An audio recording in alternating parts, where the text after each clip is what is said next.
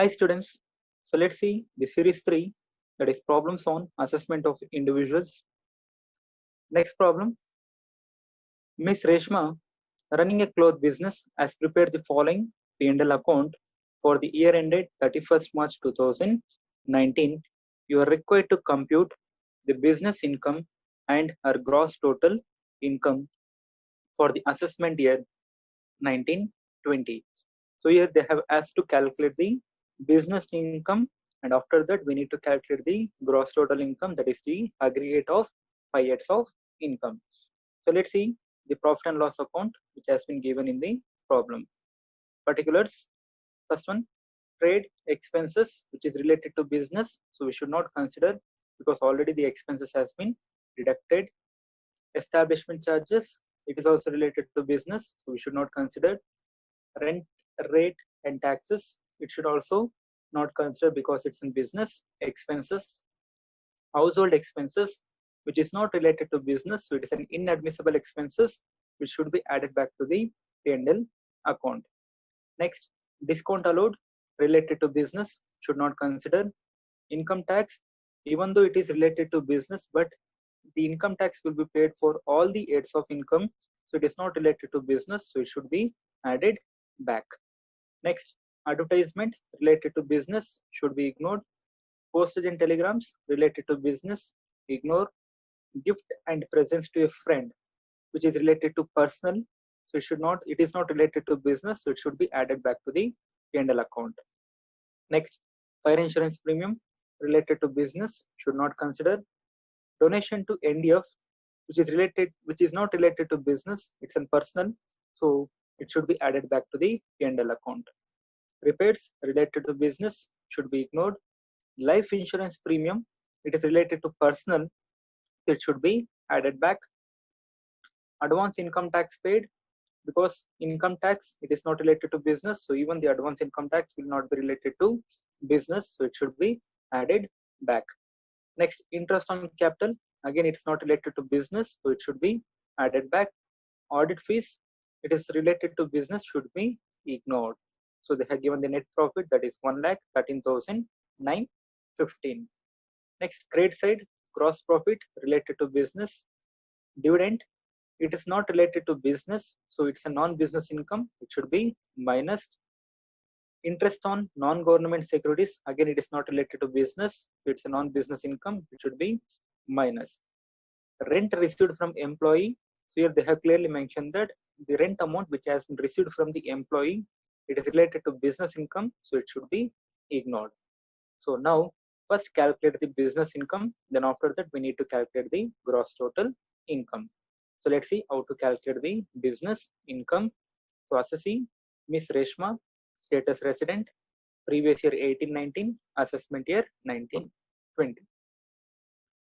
Heading, calculation of taxable income from business. First, net profit as per P&L account. So the net profit is 1,13,915. So same amount will be taken, 1,13,915.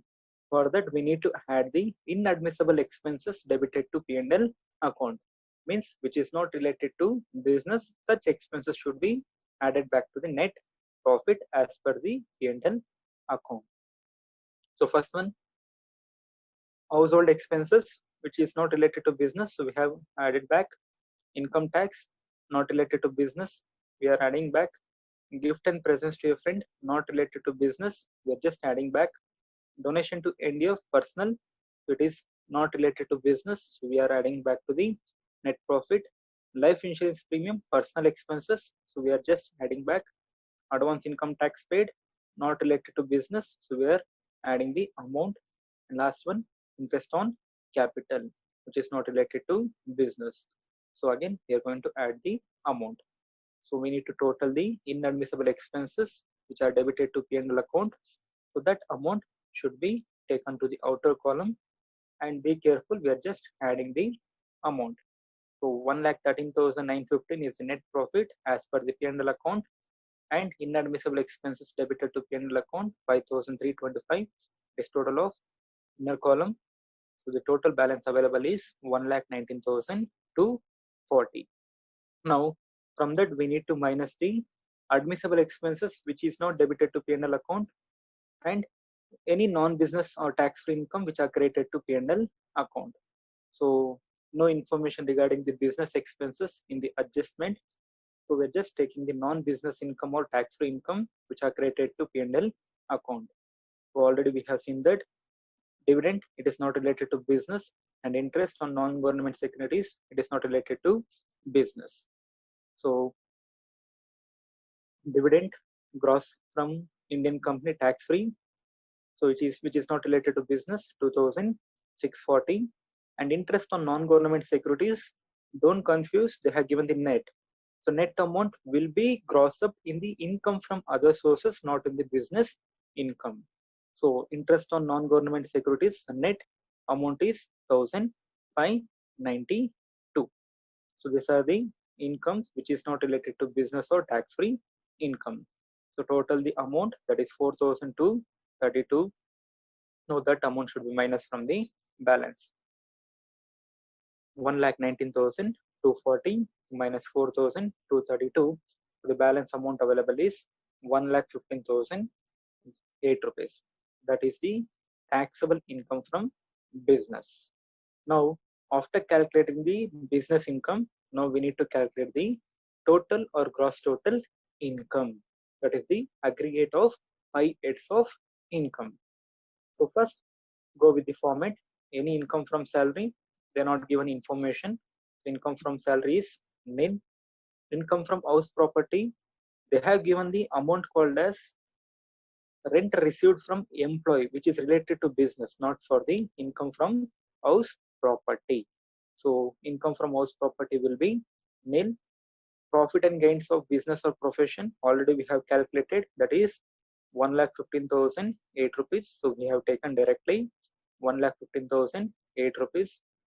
Capital gain, they have not sold any asset, so amount will be nil.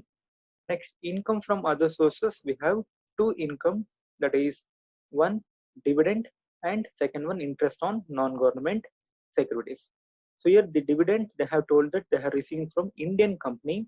So any dividend from Indian company up to 10 lakh rupees is exempted from the tax. About 10 lakh, the difference amount will be taxable. So dividend is 2,640 rupees. So it is less than 10 lakh rupees. It is fully exempted from taxes. Correct?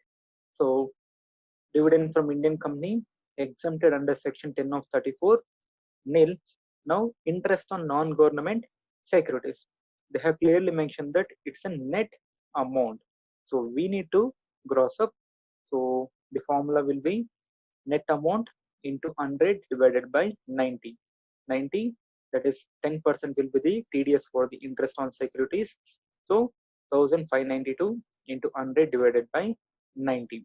So gross up amount 1,769. Now take to the outer column. Now total the 5 heads of income, 1,15,008 rupees plus 1,769. So total gross total income will be 1,16,777. They have just asked to calculate the gross total income, not the total or net income. Next problem. Mr. Muniraju furnishes the following incomes. Compute taxable income. So they have asked to calculate the taxable income. First one, income from salary, rupees 4,50,000 per annum. So they only calculated and they have given the income from salary 4,50,000. Next, income from house property, rupees 2 lakh per annum. So be careful. They have already calculated the income and they have given the information. So no need of calculating the deductions. Under section 16 for salary, under section 24 for the house property. Next, income from other sources, they have calculated 3 lakh rupees directly. Next is other information are as follows. So they have given the other information, that is LIC premium paid rupees 6,000 per month. So here he is paying the amount called as LIC premium paid. So this amount can be claimed as deduction under section 80C. Now what is the deduction amount? He is paying the amount as in 6,000 per month. So 6,000 into 12 or maximum up to 1,50,000 he can claim the exemption. So 6,000 into 12 or 1,50,000, whichever is less, that will be claimed as deduction under section 80C. Next, medical insurance premium paid rupees 30,000 per annum. So any medical insurance premium paid, he can claim the exemption under the section 80D. So maximum 25,000 he can claim the exemption. Next, donation to PM National Relief Fund rupees 20,000, University of National Eminence rupees 10,000. So already we have seen that any amount which has been contributed in the form of donation or any other thing to any institutions, that amount can be claimed as deduction under section 80G. So 80G has been classified into 4 categories: 100% deduction without maximum limit, 50% deduction without maximum limit, 100% deduction with maximum limit, and 50% deduction with maximum limit. Now we need to check the following donations will be categorized, in which category they fall. So they have clearly mentioned that it's a national relief fund and national eminence. So both are related to national. So already we have discussed any national, state or disaster fund will be fall under the first category, that is 100% without maximum limit. So both the calculated for the 100% deduction without maximum limit. Well, let's see the solution part. Assessee Mr. Muniraju, status resident, previous year 1819, assessment year 1920. Heading, calculation of total income. Mr. Muniraju, assessee, status resident, previous year 1819, assessment year 1920. So income from salary, directly we have taken 4,50,000, they only calculated and given. Income from house property, 2 lakh. Income from other sources, excluding the casual income, 3 lakh rupees. Gross total income, that is total of all the aids, 9,50,000. From that, we need to minus the deductions under section 80C to 80U. First one, LIC premium paid, that is 80C. Calculation, they are paying the amount of rupees 6,000 per month. So 6,000 into 12 or maximum 1,50,000, whichever is less, they can claim the exemption. So 6,000 into 12, 72,000 or 1,50,000, whichever is less. So lesser amount 72,000 will be claimed as deduction under section 18C. Next, medical insurance premium paid, section 80D, that is amount contributed or amount paid 30,000 or maximum limit of rupees 25,000, because they have not given the age. So he is assumed that less than 60 years, who is not a non-senior citizen. So maximum up to 25,000 he can claim the exemption. So 30,000 or maximum limit of 25,000, whichever is less, lesser amount 25,000. Next, 80G donation. So they have given 2 different amount, that is National Relief Fund and National Eminence Fund. Both are falls under the first category, that is 100% deduction without maximum limit. So just calculate in the note or working note. First one, Prime Minister National Relief Fund, they contributed 20,000. Net qualifying amount will also be 20,000 because without any maximum limit. So rate of deduction is 100%. So enter 20,000 can be claimed as deduction. Again, donation to National University Eminence. So even they have contributed for national institution. So 10,000 is the contributed amount without any maximum limit. That's why the net qualifying amount will also be 10,000. Rate of deduction is 100%. So amount will also be 10,000. So total donation is 30,000. So this 30,000 is eligible for deduction under section 80G.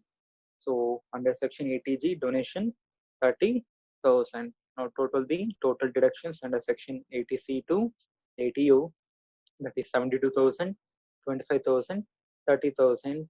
The total it will be 1,27,000.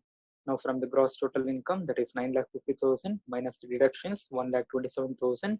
So balance amount 8,23,000. So this 8,23,000 will be the total income or net income. So So next, we'll see the next problem. Miss Kirti, a resident, submits the following particulars of her income and expenditure for the previous year 18-19. Compute total income for the assessment year. So here they have has to calculate the total income. So first, they only given the gross total income. So no need of calculation of individual aid. They have just given the information that is gross total income rupees 9 lakh. Next, contribution to PPF.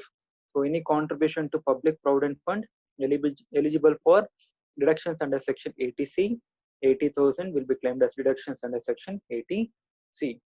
Next, contribution to annuity plan of LIC. Again, any annuity plan of LIC is eligible for deductions under section 80C, 15,000. Next, contribution to PM's National Relief Fund. So PM's National Relief Fund is eligible for deductions under section 80G.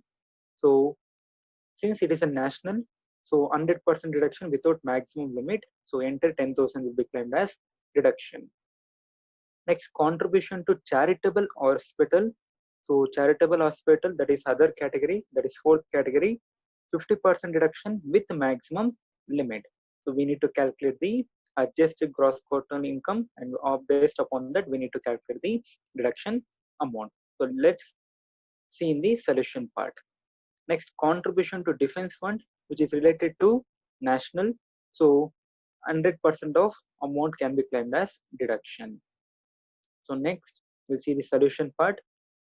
Heading, calculation of total income. Assessee, Miss Kirti, status resident, previous year 18-19, assessment year 19-20. Gross total income they have given, that is 9 lakh, less deductions under section 80C to 80U. First one, contribution to, for 80C, contribution to PPF 80,000 and contribution to LIC annuity plan. So both eligible for deductions under section 80C. So 80,000 plus 15,000 will get 95,000. So 95,000 or maximum 1,50,000 we can claim the exemption, whichever is less. So total is 95,000 or 1,50,000, whichever is less. Lesser amount 95,000 will be claimed as deductions under section 80C. Next, 80G, Prime Minister National Relief Fund. Entire amount, that is 100% can be claimed as deduction without any maximum limit. So direct 10,000 will be claimed. And defense fund, it is also fall under the first category, national related. So 100% without maximum limit. So entire 10,000 will be claimed as deduction. But donation to charitable hospital, it falls under the fourth category, that is 50% deduction with maximum limit. So we need to calculate the amount. So first we need to calculate what is the adjusted gross total income.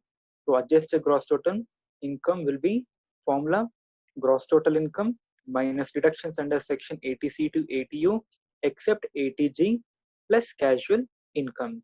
So gross total income is 9 lakh minus 80C to 80U deductions 95,000 except 80G. So adjusted gross total income 9 lakh minus 95,000 equals to 8 lakh 5,000. That is the adjusted gross total income. Now, after calculating the adjusted gross total income, 10% of adjusted gross total income will be calculated. That is 10% of 8 lakh 5,000 will be amount, that is 80,500, or contributed amount is 10,000, whichever is less. So lesser amount is 10,000. So net qualifying amount will be 10,000. So we have calculated the net qualifying amount. But they have contributed for charitable hospital. It falls under the fourth category, that is 50% with maximum limit. So net qualifying amount is 10,000.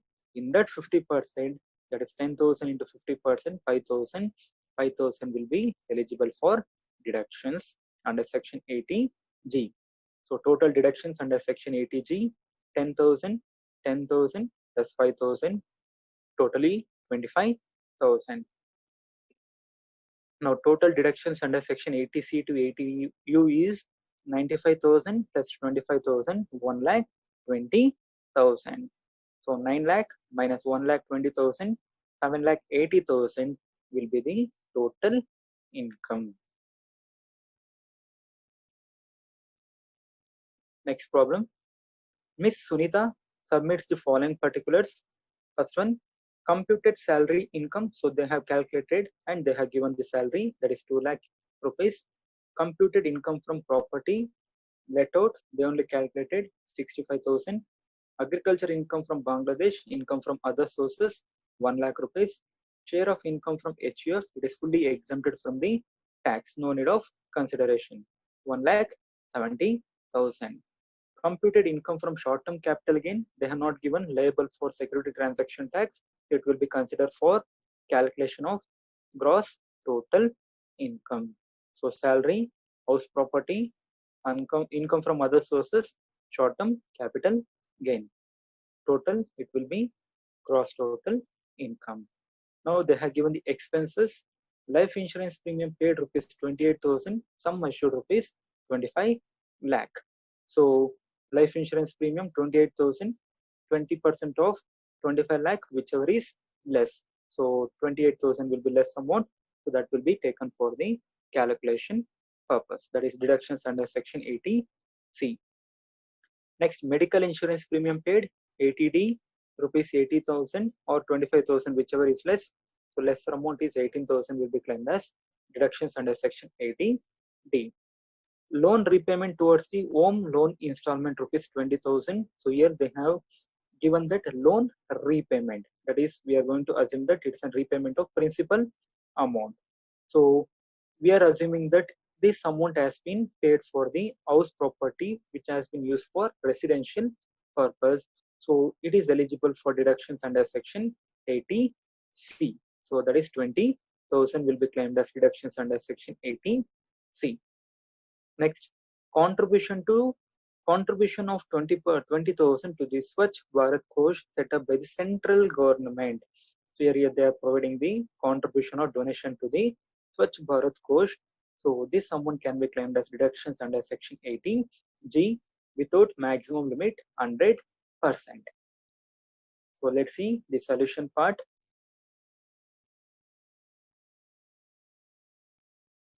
Calculation of total income. So first we need to calculate total income, and after that we need to calculate the total tax liability. Assessee Miss Sunita, status resident, previous year 18-19, assessment year 19-20. Taxable income from salary 2 lakh rupees, income from house property 65,000, income from other sources 1 lakh, that is agriculture income from Bangladesh. Taxable income from short-term capital gain 75,000, which is not liable for security transaction tax. Next, share of income from HUF, it is fully exempted from the tax, so tax-free income. So total all the heads of income, that is 2 lakh, 65,000, 1 lakh, 75,000. So total it will be 4 lakh, 40,000. That is gross total income excluding long-term capital gain. Now from that we need to minus the deductions under section 80C to 80U. So first one, 80C, we have two items, that is LIC premium paid and loan repayment towards the home loan. So 28,000 we have taken, and loan repayment towards the home loan is 20,000. So total it would be 48,000. Maximum 1,50,000 we need to claim the amount. So 28,000 or 20 plus 48,000 or 1,50,000, whichever is less. So directly we have taken 28 plus 20,000. Next, medical insurance premium paid 40,000 for 18,000. 80D, maximum 25,000 can be claimed as deduction. So 18,000 will be claimed. Next, 80G, that is Swachh Bharat Kosh or Clean Ganga Fund, 100% deduction without maximum limit. So 20,000 will be claimed as deduction under section 80G. So total deductions under section 80C to 80U is 28, 18,000, 20,000, 20,000. Total it will be 86,000. Now gross total income is 4,40,000 minus 86,000. Balance amount 3,54,000 will be the total income. Now based upon that we need to calculate the tax liability, that is how much amount he is supposed to pay the tax to the government. So that is the heading called as calculation of tax liability. So total income is 3,54,000. So we don't have any other income like casual income, short-term capital gain liable for security transaction tax, or long-term capital gain. So no need of separate calculation. So directly we are going to take the income, that is other income. So total income is 3,54,000. So since his income is not less than the 3,50,000, so rebate will not be available. If his income is less than 3,50,000, then he can claim the rebate under section 87A. So since she is an individual and they have not mentioned the age, we are assuming that individual less than 60 years. So up to 2,50,000, she can claim the exemption. So how to calculate tax liability? Total income is 3,54,000. Up to 2,50,000, she can claim the exemption. So tax will be nil up to 2,50,000. Next, 2,50,000 to the total income is 3,54,000. So we are directly taking that 2,50,000 minus 3,50,000. So difference amount will be 1,04,000. So individual less than 60 years, the tax rate will be up to 2,50,000. The tax rate will be nil. From 2,50,000 to 5,00,000, the tax rate will be 5%. 5,00,000 to 10,00,000, 20% tax rate. More than 10,00,000, 30% will be the tax rate. She is earning the income of 3,50,000, 4,000. So up to 2,50,000, tax will be nil. From 2,52,000, the total income is 3,54,000. So 3,54,000, the difference amount 1,04,000. So on that we need to calculate the 5% tax rate. So 5% will be 5,200. Now from that we need to claim the rebate if the condition says that if she is earning less than 3,50,000, the tax will be, or rebate will be nil. So here the total income of her is more than 3,50,000. So no rebate will be available. Next, the total tax is 5,200, and for that we need to add surcharge. The condition says that more than 50 lakh, that is total income is more than 50 lakh, 10%, more than 1 crore, 15%. So since our total income which is less than 50 lakh, the surcharge will not be available. Next, for that we need to add the health and education cess at 4%. So 5,200 into 4%, the health and education cess will be 208. Now the total tax liability which is supposed to pay by her, that is 5,408 rupees. That is the tax amount which has to be paid by the assessee, Miss Sunita. Next problem. Sri Anjaneya has submitted the following particulars for the assessment year 1920. First one, income from salary computed, so already they have calculated 4 lakh rupees, no need of deductions. House property income computed 2 lakh rupees, already they have calculated, again no deductions. Income from business 5 lakh rupees. Long-term capital gain 50,000 they have given, and they have given the note. Long-term capital gain is from the sale of equity shares for which security transaction tax was paid. So any shares which is listed on the recognized stock exchange, and if any shares has been sold, then they are supposed to pay the security transaction tax. So long-term capital asset has been sold and which is listed in a recognized stock exchange, and they have paid the security transaction tax. Up to 1 lakh rupees they can claim the exemption. So here 50,000 which is less than 1 lakh rupees, so enter 50,000 can be claimed as deduction or exemption amount only when they have paid the security transaction tax was paid. So next, short-term capital gain 20,000. Note, short-term capital gain is from the sale of equity shares for which security transaction tax was not paid. So they have clearly told that security transaction tax was not paid, so it is not liable for security transaction tax.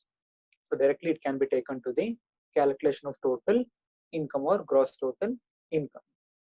Agriculture income in India. So they have told that agriculture income in India, so it is exempted 4,000 rupees.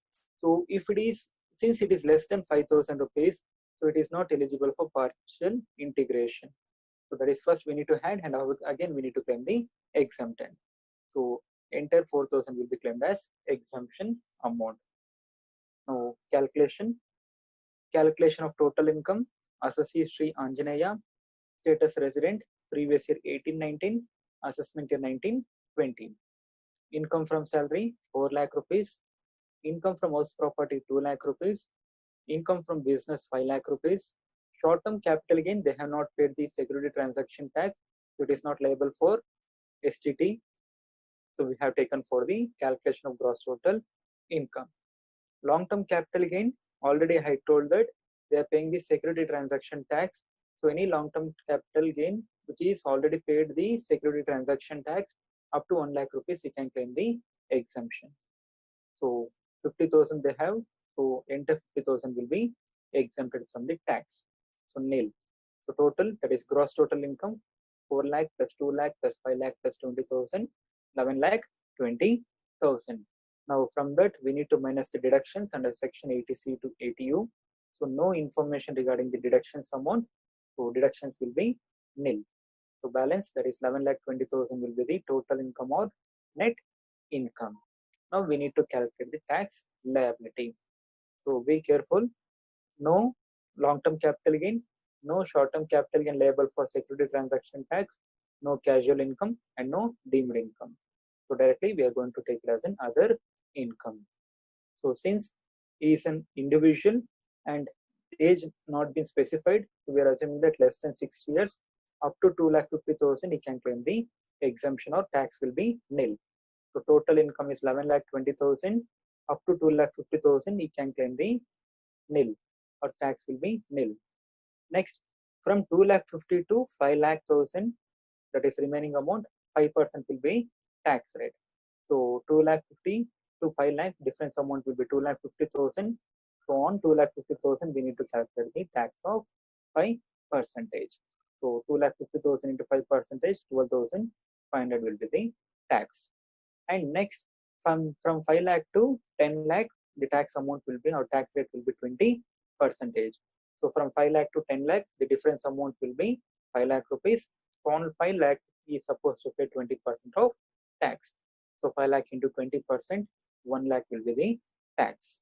Next, the total income is 11 lakh 20,000 and more than 10 lakh, tax rate will be 30%. So see the difference amount, 10 lakh to 11 lakh 20,000, because the total income is 11 lakh 20,000. So from 10 lakh to 11 lakh 20,000, the difference amount or the balance amount will be 1 lakh 20,000. Now on the 1 lakh 20,000, 30% tax should be calculated. So tax amount will be 36,000.